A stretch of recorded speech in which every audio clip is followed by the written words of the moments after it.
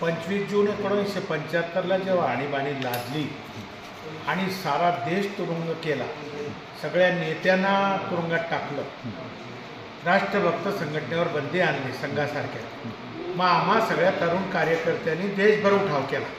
त्याचाच एक भाग म्हणून 3 डिसेंबर 1975 रोजी आम्ही शेंदोणीला आणि 10 डिसेंबर 1975 शेंदोणीला अशा 10 कार्यकर्त्यांनी सत्याग्रह केला.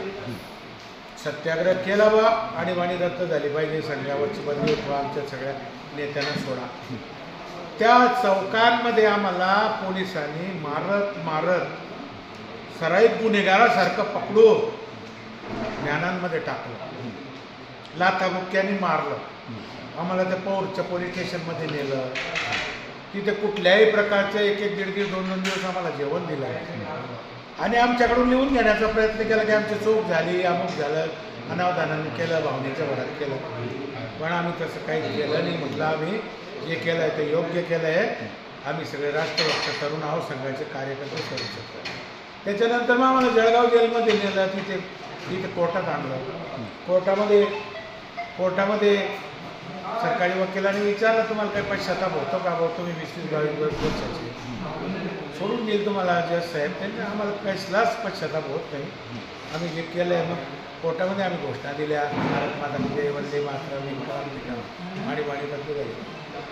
मग तिथून सध्या खाली पोलिसांनी आम्हाला बळजबरी त्या व्हॅनांमध्ये फोडलं. 3 महिने सक्तमजुरीची शिक्षा आम्हाला दिली. मग ते व्हॅनांमध्ये टाकल्यानंतर अत्यंत आनंददायी विषय असा होता की जामनेर शहरातले 2-2.5 हजार तरुण आमच्या व्हॅनच्या पुढे उभे राहिले आणि त्यांना सांगितलं, त्यांचा आमचा ओळख नाही, परिचय नाही, पण आम्ही केलेलं काम हे देशभक्तीचं काम म्हणून सगळ्यांनी त्या गाडीच्या पुढे विरोध केला आणि सांगितलं की आम्ही व्हॅन जाऊ दे ना, आम्ही यांना सोडा तुम्ही. मग त्या पोलिसांनी बळाचा वापर करून त्या लोकांना बाजूला केलं, आम्हाला धुळे जेलमध्ये नेलं आणि सगळ्या सराईत कैद्यांच्या मध्ये ठेवलं. 2-2, 4-4 जे गुंड, बलात्कारी, रॉबरी करणारे. आणि मग तिथे आम्हाला ते 52 पत्त्याची भाजी दिली, आम्हाला कपडे दिले, सक्त मजुरी, आमचे कपडे काढून घेण्यात आले. आपल्यासह किती अजून लोक होते जळगाव जिल्ह्यातील? जळगाव जिल्ह्यातले आम्ही याच्यावर DIRमध्ये 180 होतो आणि मिसामध्ये 110 होतो. आम्ही जे सत्याग्रह करून आलो ते 180 लोक होतो आणि जे मिसामध्ये होते 110 होते. त्याच्यापैकी आता 200 कार्यकर्ते सध्या जिवंत आहे, बाकी गेले. आणि देशभरामध्ये खूप त्यावेळेला आणीबाणीच्या विरुद्ध वातावरण होतं. आमची एक गोष्ट चांगली होती की बाजूच्या बॅरॅकेटमध्ये धुळ्या जेलमध्ये राष्ट्रीय नेते त्या ठिकाणी होते. मधून आमची त्या याच्यातून भेट व्हायची, ते आम्हाला हिंमत द्यायची, सांगायचे. आम्ही 18, 20 वर्षाचे होतो. तिथून मी घाबरून नका, तुम्ही खूप चांगलं काम केलं आहे.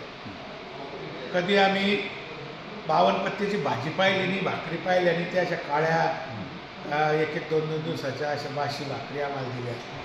आणि आमचं ते मग त्याच्यानंतर आम्ही जेलमधून सुटलो. आमचे विनीतराव कुबेर होते जिल्हा प्रचारक संघाचे, त्यांनी आम्हाला तिथे नाशिकला नेलं. 1 वर्ष आम्ही भूमिगत राहिलो. भूमिगत बी आमची चळवळ चालू होती. मिसामध्ये गेलेल्या सगळ्यांच्या घरी जायचं, भेटायचं, त्यांच्या घरच्यांना हिंमत द्यायची, त्यांची राशन पाण्याची व्यवस्था करायची. आणि आम्ही खूप समाधानी आहे की या देशाच्या लोकशाहीसाठी आम्ही काही करू शकतो. आणि माझं जनतेला पुन्हा आव्हान आहे की आपण सतर्क राहिलं पाहिजे. सरकार कोणतंही उद्या सरकार येत राहता जात राहता, पुन्हा असा दुर्दैवी प्रसंग या देशावर येऊ नये म्हणून आपण सगळ्यांनी जागृत राहिलं पाहिजे. धन्यवाद. 25 जून 1975 हा आणीबाणीचा काळा दिवस. खरं तर लोकशाहीवरील हा घातक हल्ला, लोकशाहीची गडचिपी ज्याला आपण म्हणता येईल, संपूर्ण हिंदुस्थानात भारतीय जनता पार्टीच्या मार्फत हा काळा दिवस म्हणून साजरा केला जातो आहे. त्यामागचं कारणही तसंच आहे. आपल्याला माहीत असेल की उद्या 25 जूनला या आणीबाणीला 50 वर्ष पूर्ण होत आहे आणि अलाहाबाद कोर्टात इंदिराजींच्या विरोधात निकाल लागला, त्यांची खासदारकी गेली आणि खासदारकी गेल्यामुळे आपले सरकार अबाधित राहणार नाही हे त्यांच्या लक्षात आल्यामुळे कायद्याचा दुरुपयोग करून, संविधानाची पायमल्ली करून जे काँग्रेस आज मोठ्या इच्छाने सांगते की संविधानाचा बदल मोदीजी करतील, त्या काँग्रेसने सगळ्यात जास्त संविधानाचा दुरुपयोग केलेला आहे. इंग्रजींची काळापासून तशी परंपरा काँग्रेसची राहिलेली आहे आणि मग त्यांनी संविधानाची पायमल्ली करून या देशाला आणीबाणी लादली. आणीबाणी लादल्यामुळे जे काय विरोधातले विरोधी पक्ष नेते होते त्या सगळ्या विरोधी पक्ष नेत्यांना त्यांनी तुरुंगात टाकलं.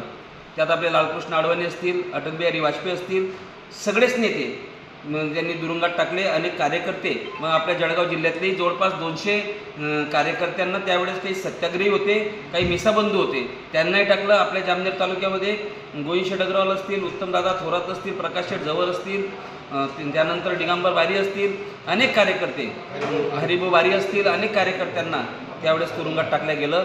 खऱ्या अर्थानं विरोधकांचाही त्यांनी गळा दाबला.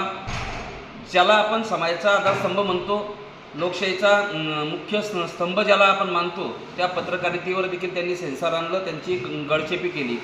प्रिंट मीडिया असल्यामुळे रातोरात त्यांनी सगळ्या प्रिंटचे 20 कनेक्शन कट केले, जेणेकरून समाजात खरी माहिती जाणार नाही. आणि अनेक जे पत्रकार जे सरकारच्या विरोधात लिहायचे, जी वस्तुस्थिती मांडायचे, त्यांना देखील तुरुंगात टाकलं गेलं. म्हणजे हजारो लाखोच्या संख्येत त्यावेळेस लोकांना त्यांनी तुरुंगात टाकलं.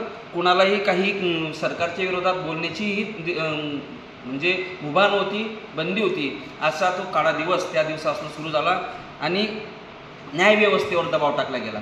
न्यायालयीन प्रक्रियेत PMO ऑफिस येतं, ते त्यांनी काढून घेतलं. संविधानाच्या अनेक बदल त्यावेळेस इंदिरा गांधीजींच्या माध्यमातून केलं. तर खरं तर आणीबाणी लावण्याच्या अगोदर कॅबिनेट केली पाहिजे, कॅबिनेट तो निर्णय घेतला पाहिजे.